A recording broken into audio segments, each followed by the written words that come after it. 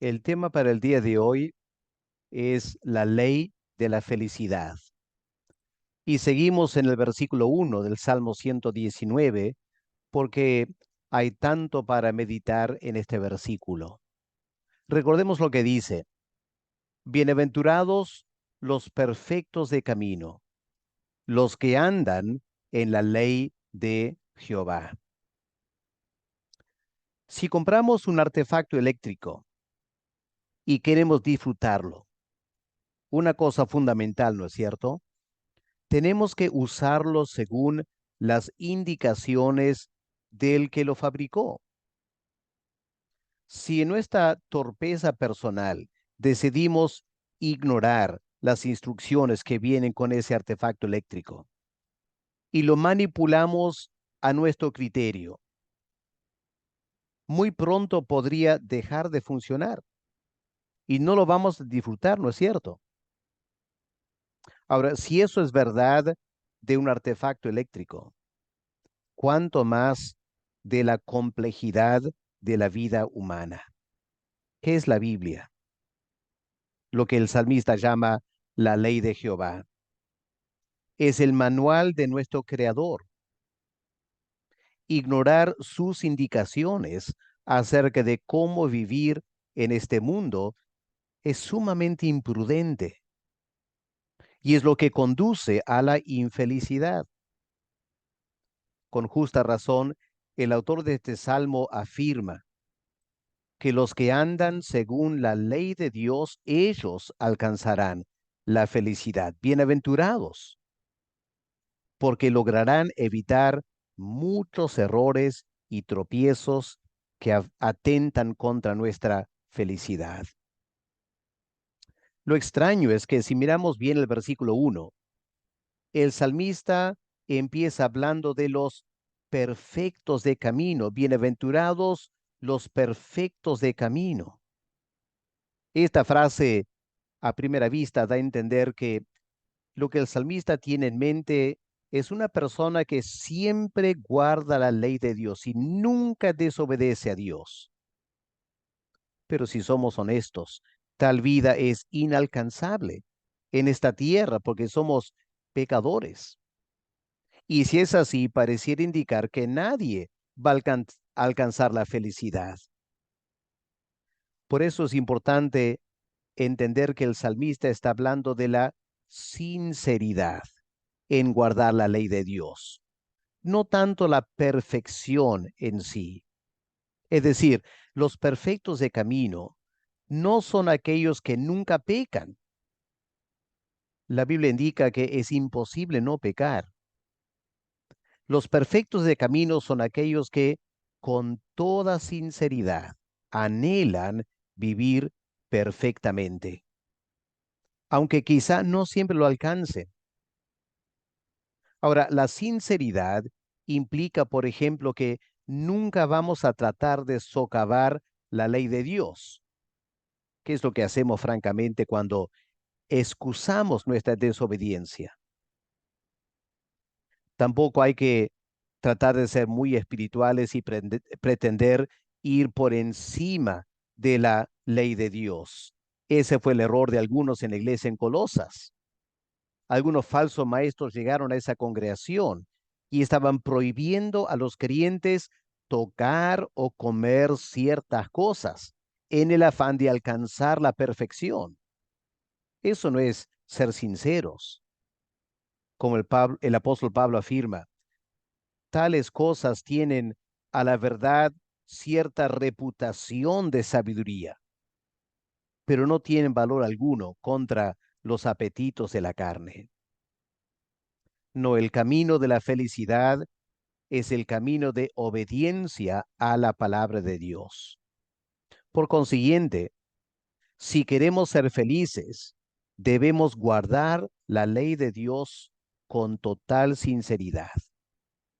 Ahora, esa sinceridad se va a manifestar en varias maneras.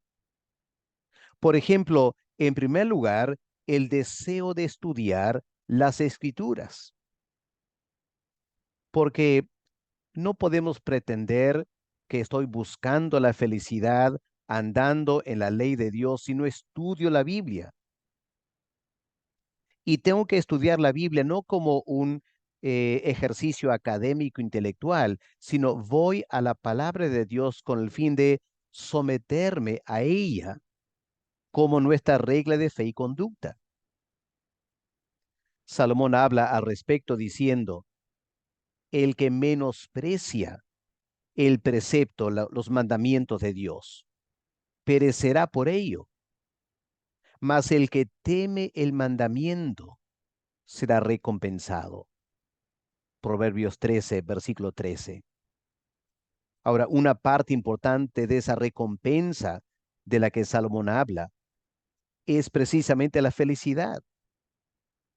Por eso cuando Satanás o el mundo nos presenta alguna tentación, prometiéndonos la felicidad, si hacemos algo que va en contra de la palabra de Dios, debemos ser sabios y rechazar dicha insinuación. Una persona que no teme a Dios no tiene reparo alguno de poner a un lado las escrituras, los mandamientos de Dios y hacer lo que quiere, lo que le conviene. Pero el que teme a Dios simplemente no se atreve a desobedecer a Dios abiertamente bajo el pretexto de buscar la felicidad. Además de guardar la ley de Dios, debemos aprender a someternos a la dirección del Espíritu Santo. Él nos quiere guiar en el camino de la felicidad. Por eso es importante escuchar la voz del Espíritu Santo. Por medio del profeta Isaías, Dios nos prometió la dirección del Espíritu Santo. Escuchemos lo que dice Dios a través del profeta Isaías. Entonces tus oídos oirán a tus espaldas palabra que diga, este es el camino, andad por él, y no echéis a la mano derecha, ni tampoco torzáis a la mano izquierda. Isaías 30, versículo 21. La bendición de Dios vendrá como añadidura, trayendo dicha y felicidad. Escuchen lo que dice Isaías en ese contexto. En el capítulo eh, 30 de Isaías, escuchemos a partir del versículo 23, ¿qué dice la Biblia? Si escuchamos esa voz del Espíritu Santo que está en versículo 21, versículo 23 dice lo siguiente, entonces dará el Señor lluvia a la sementera cuando siembres la tierra, y dará pan del fruto de la tierra, y será abundante y pingüe. Tus ganados en aquel tiempo serán apacentados en espaciosos dehesas. Aquí está la felicidad, ¿no es cierto?, para el hombre del campo. Tus bueyes y tus asnos que labran la tierra comerán grano limpio, aventado con pala y criba. Y sobre todo monte alto y sobre todo collado elevado habrá ríos y corrientes de aguas, aún en el día de la gran matanza. Y la luz de la luna será como la luz del sol, y la luz del sol 7 veces mayor, como la luz de 7 días, el día que Jehová vendare la herida de su pueblo. Estas son las promesas de bendición para aquellos que obedecen al Señor y se dejan guiar por el Espíritu Santo. Durante el Éxodo, Israel tuvo la dirección de la columna de nube y fuego en el desierto. La iglesia también cuenta con esta dirección del Espíritu Santo. Como reconoce el salmista, en ese Salmo 73, donde el salmista luchaba viendo que los impíos prosperaban y eran felices, y él, aunque se había limpiado del pecado, estaba sufriendo. Al fin, en Salmo 73, versículo 24, el salmista dice lo siguiente: me has guiado según tu consejo, y después me recibirás en gloria. Como peregrinos en este mundo, debemos someternos a la dirección del Señor. Su palabra está llena de hermosas promesas, como lo afirma el apóstol Pedro. En su segunda carta, el capítulo 1, él dice, Dios nos ha dado preciosas y grandísimas promesas, para que por medio de ellas llegaseis a ser participantes de la naturaleza divina, habiendo huido de la corrupción que hay en el mundo a causa de la concupiscencia, estos malos deseos carnales. Como seres humanos caídos, estamos todos expuestos a muchos deseos engañosos. Esos deseos nos prometen la felicidad, pero no lo pueden cumplir. El mundo que nos rodea da abundante testimonio de esa realidad. La verdadera felicidad se encuentra no satisfaciendo los deseos carnales, sino desarrollando la vida que Dios nos ha dado por su Espíritu y en su palabra. Las preciosas y grandísimas promesas de las que Pedro habla garantizan una verdadera felicidad. Estas promesas incluyen, por ejemplo, la promesa de que hemos ya sido librados de la ira de Dios sobre el pecado. El Señor mismo lo afirma. El que oye mi palabra, él dijo, y cree al que me envió, ya tiene vida eterna y no vendrá a condenación, mas ha pasado de muerte a vida. Qué tremenda promesa. Además, el Señor promete que ahora mismo en esta vida vamos a tener una relación muy especial con Él si andamos en sus caminos. ¿Se acuerdan lo que él dijo el Señor a los apóstoles en Juan 15? Vosotros sois mis amigos. Ya no los llamaré siervos. Os he llamado amigos porque todas las cosas que oí de mi Padre os las he dado a conocer. Qué tremendo privilegio, qué alegría, qué felicidad eso trae. Otra promesa es que ahora que somos sus hijos, vivimos bajo el cuidado de Dios. Pablo lo expresa de esta manera al escribir a los Corintios. Pablo dice, todo es vuestro, todo, sea Pablo, sea Apolos, sea Cefas, estos grandes ministros, siervos de Dios, sea el mundo, sea la vida, sea la muerte, sea lo presente, sea lo porvenir. Todo es vuestro y vosotros sois de Cristo. Por eso, todas las cosas que nos ocurren en esta vida son para nuestro bien, como Pablo promete en Romanos 8:28. Disfrutamos la presencia de Dios en esta vida y por delante tenemos la promesa de participar en la gloria de Dios. La experiencia del salmista es la misma que la nuestra.